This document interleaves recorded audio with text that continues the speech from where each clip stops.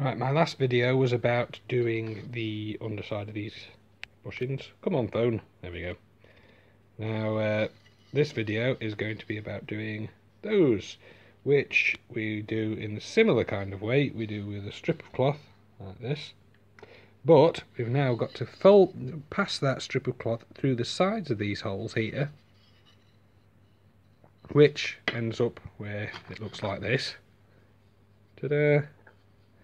And then we've got to get it up through that surface there, which for the sake of this video and because I've got only one hand free, I've put the device in the thing because it's got a hole underneath. Look, normally you do this two-handed, but for the sake of this video, and then up through the top like that.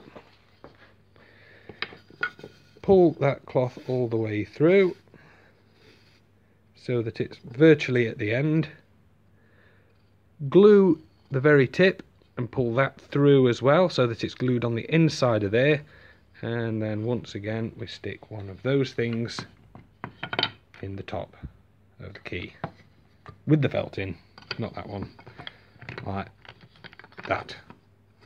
Hard to do with one hand, but that's basically it, and it ends up looking, if my phone will focus, like that.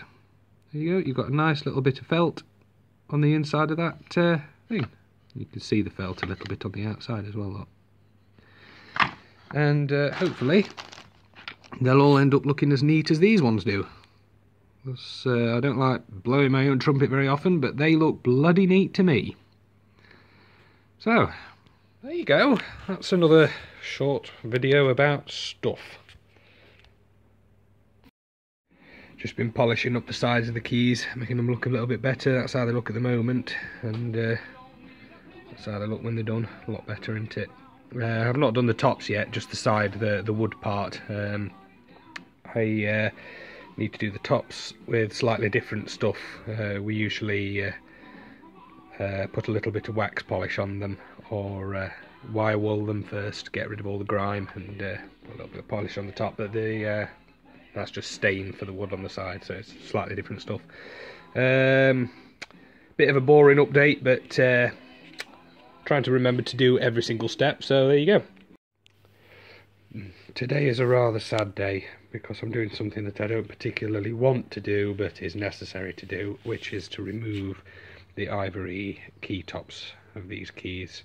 Ordinarily I'll do everything I can to save ivories because it's ivory, and once they're gone, they're gone. You know, you can't get ivories anymore for obvious reasons. But these are too far gone. If you look down the front, there's quite a few that are worn out like that. There's chips in them, some there at the top have got splits in.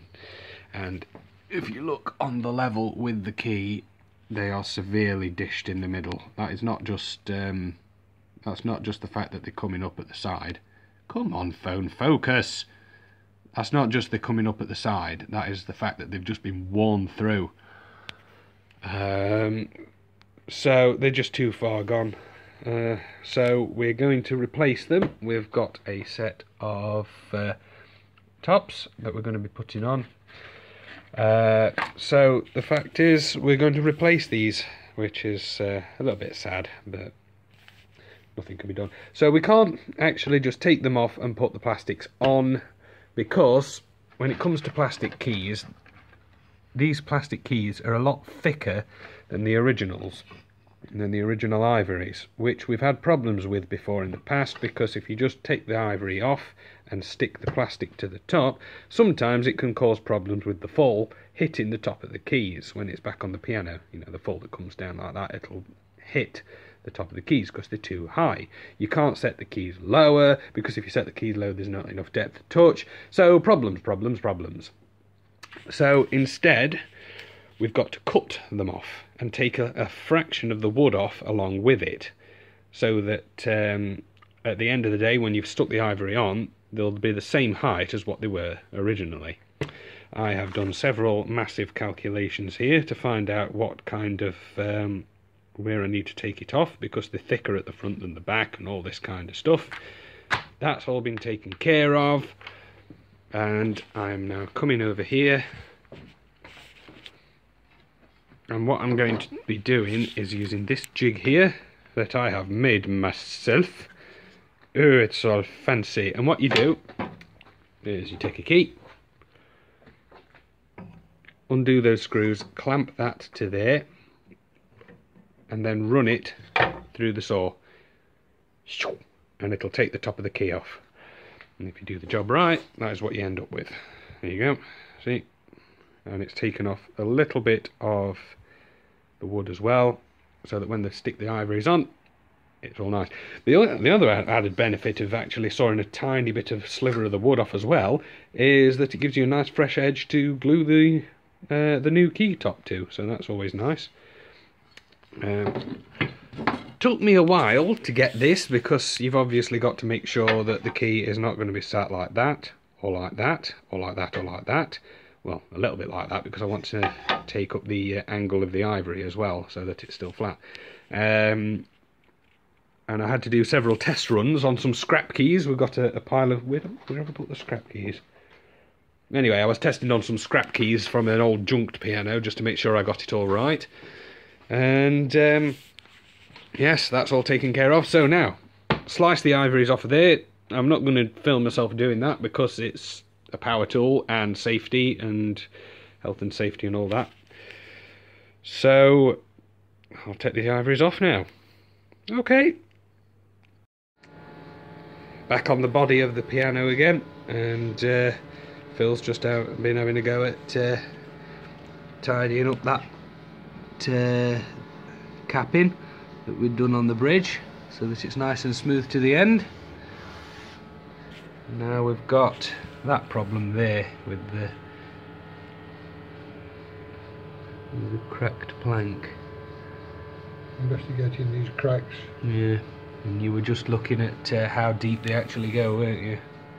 First layer's 4mm, we've gone down 4mm, took the first layer off. And the holes are still elongated, and there is a crack still in there. You can't, it's very difficult to see, but it is still there. So we'll go down another layer. Yeah. But first of all, I've got to make a jig now to support the router. Yep. That's the next job. Here's another little section of the video that I'm doing. Right, all these have been cut off, look, all the ivories have been cut off. But having examined the keys a little bit more closely along the side, the bandsaw has done pretty good job, but it's not done a perfect job. It's still got a little bit of a wave in it. It's not perfectly flat all the way across. In fact, if you put a straight edge on the side of that, you can see it's just not quite absolutely flat. It's got a slight lip at the front. So what I've done is I've redesigned my ivory slicer offerer that I designed myself. I've now got an extra runner along it. I've put a little runner across there, look. Redesigned so that what you do, linisher, that on the linisher, slide that up and down like that, and I've got it set up so that when that thing's running, slices along down the top of the key, and when it's done, it makes the keys look perfectly lovely. Wonderful, eh? Perfectly square on the top, like down, ready for gluing the fresh tops on. So I'm feeling pretty chuffed with myself that worked actually. That's and it's regulated by packing out with a little bit of masking tape to get the angle on there, because I wasn't quite convinced that that was a true 90-degree angle, so I've regulated it on a couple of scraps first to make sure it's going to do it right. But there you go, patent pending ivory slicer offerer.